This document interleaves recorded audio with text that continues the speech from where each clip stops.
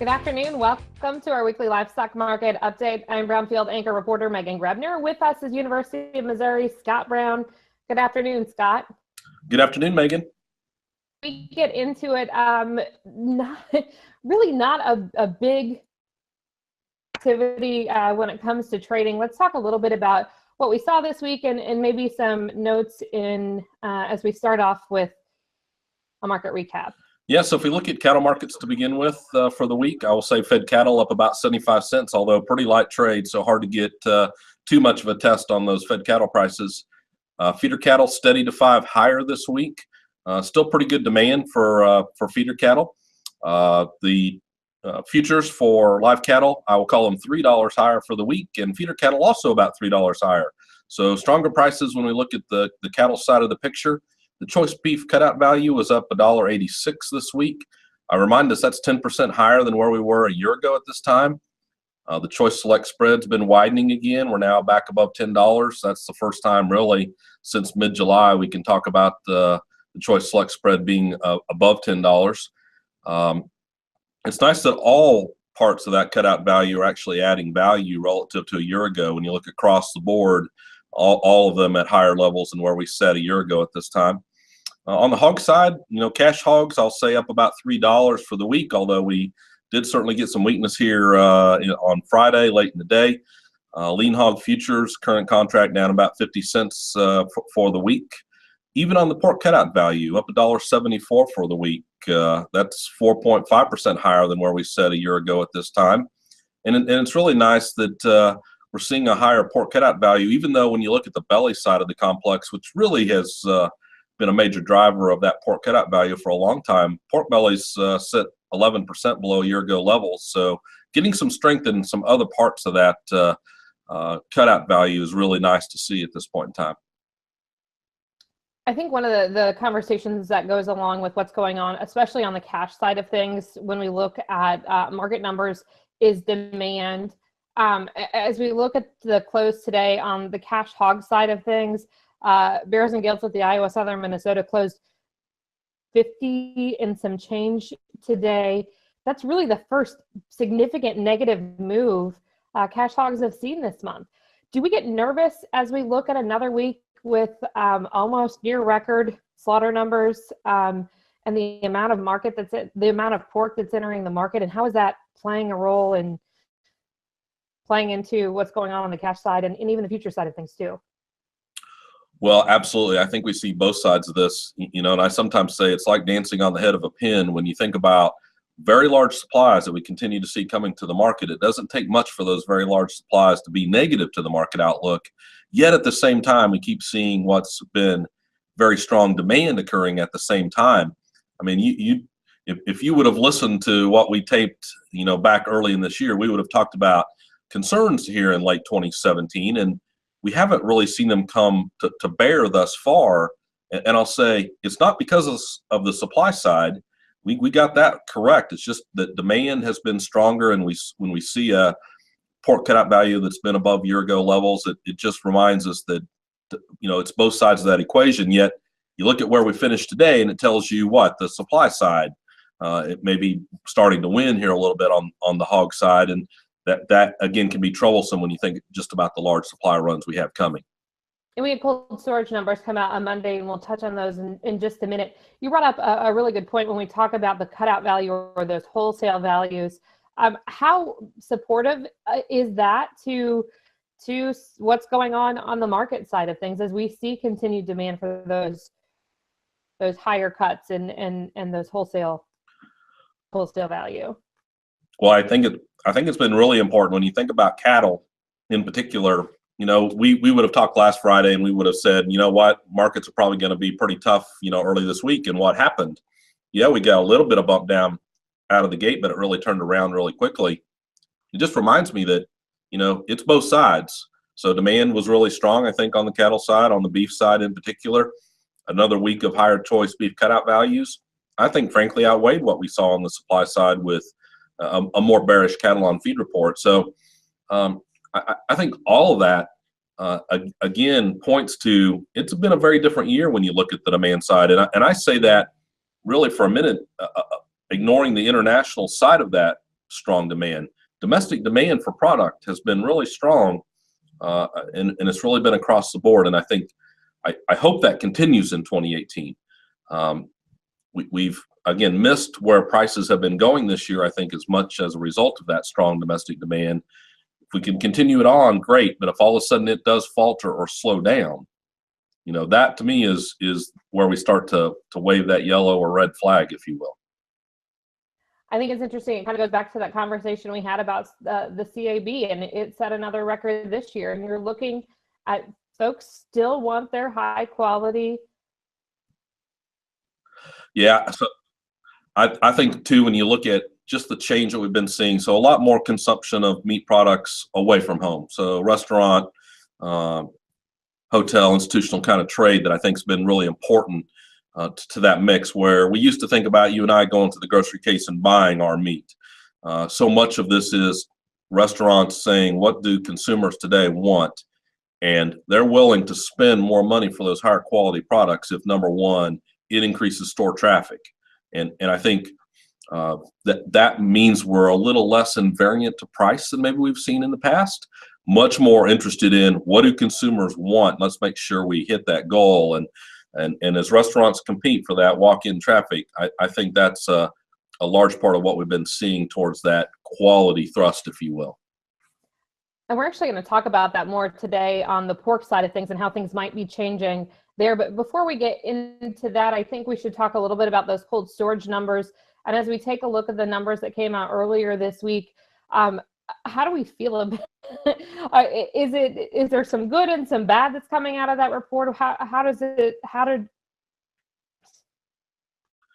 Yeah, so, well, let me preface some of the direct comments first by saying, we do have a lot more meat that's being produced today. All else equal, I'd expect us to be holding more stocks over time, just as we grow the sheer volume of production.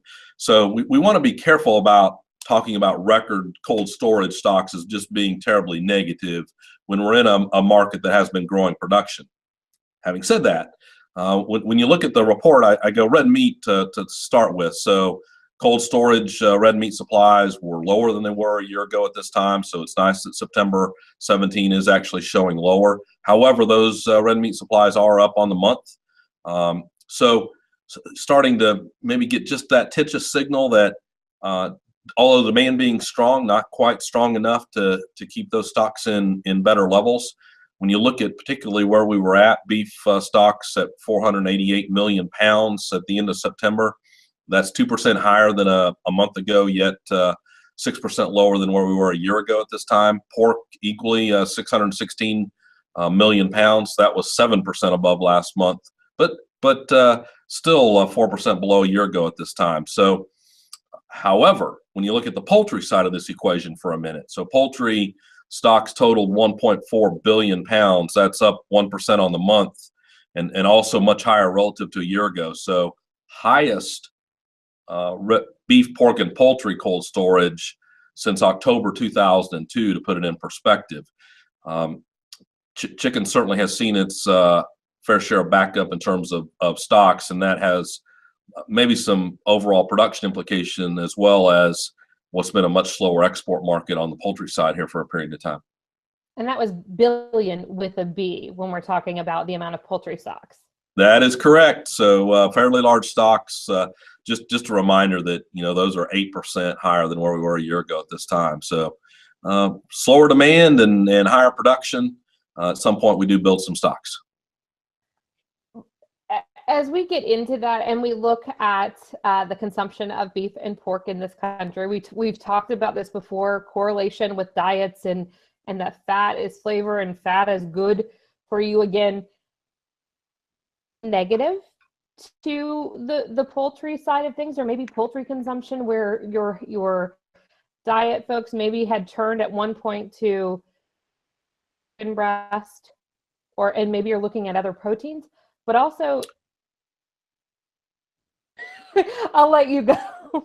Yeah, so I think absolutely, so consumers today are saying we want more flavor. We want, we're willing to pay, and we may be, willing to change just that consumption bundle. So maybe we've figured out that, eating chicken all the time, the health benefits aren't as much as we once thought. All those things I think factor in. I always remind us, just because that's what's happened in the last few months, we shouldn't expect that's what's going to continue in front of us.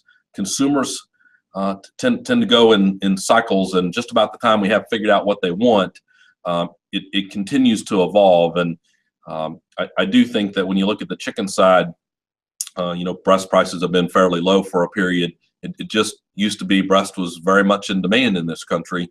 When you look at what that highest quality beef is priced at, it reminds me that consumers, again, are maybe less invariant to price change than we used to think in the past. However, there is some point where we all probably go, price matters. And I think it just matters maybe a little less in some ranges, at least, than what we would have thought of historically. That was my next question. At what point do prices retail prices for poultry drop enough that consumers are like, man, that's a really good deal, I can't pass it up? Well, so I think at some point you need two things I'll say there. Number one, I still think the meat that we sell out of the grocery case has much more sensitivity to current relative prices of those three meats. We're going to make the decision to consume more of that product that looks less expensive, and in some cases that may be chicken. However, when you look at the restaurant side as well, so slower to make change.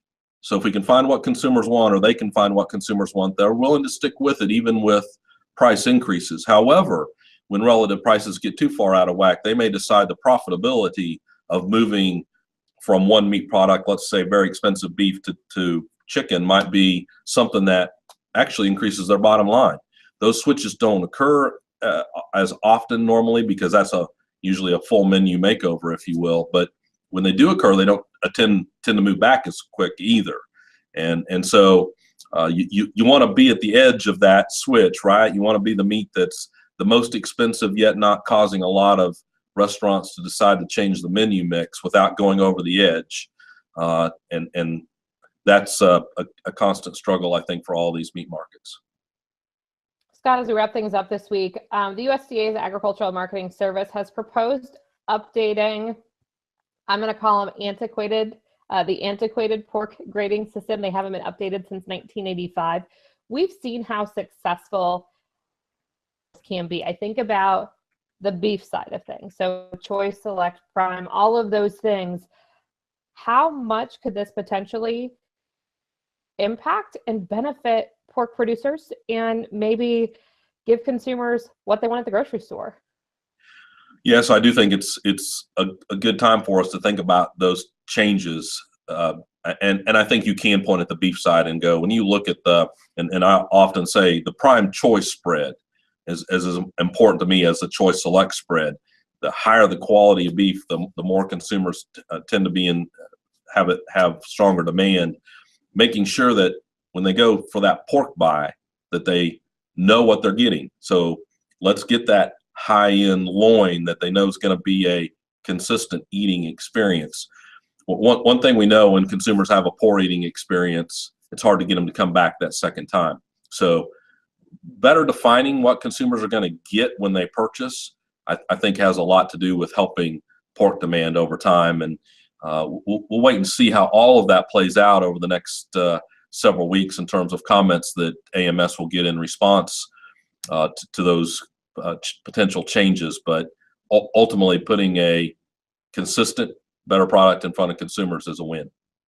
I talk to folks all the time, whether it's the folks that I work out with at the gym, or just consumers in general that I may or may not start up a conversation with at the grocery store, that don't understand the cuts of pork or don't understand what to look for. And I think I tell people all the time, I love my bacon. We've had that conversation many times, but I will also take a pork chop anytime I can get it, as long as it's cooked correctly and cut of meat. And I think that I don't think there's anything necessarily bad that can come out of an updated system that puts maybe a little bit in the spotlight, or what they want in the spotlight. Yeah, and again, I go, when you realize that we haven't really changed the grading system in the pork industry since 1985. It probably tells you there's some opportunity to modernize it. And consumers today versus consumers in 1985 are a very different set of individuals. I'd go back in the 80s, you still had a larger majority of U.S. population that wasn't that far removed from production agriculture. And I think we know today that's a much different situation. And consumers need simple, easy to follow grades that provide them some assurance of the product they're going to consume ultimately. And as you very importantly point out, know how to make sure they cook it correctly. And all those things are much more important than they once were, I believe. Scott, anything else this week? I think we've covered the major topics for the week. As we look ahead to next week, what reports are we watching out for to talk about next Friday? Yeah, so we're going to get a little demand help and see where we're at. We get the Restaurant Performance Index out early in the week, I believe, and we'll also get a jobs report as we finish out next week that will confirm whether the economy is continuing to grow. All right, have a great weekend, and we will talk to you next Friday. Same to you, Megan. Thanks, Scott. To have our weekly livestock market update delivered to your email box every Saturday, visit our website, brownfieldagnews.com. You can subscribe to our weekly newsletter. You can also submit questions and comments if you have them there as well. And make sure to check out John Perkins' Market Minute twice daily. Have a great weekend. I'm Megan Grebner on Brownfield.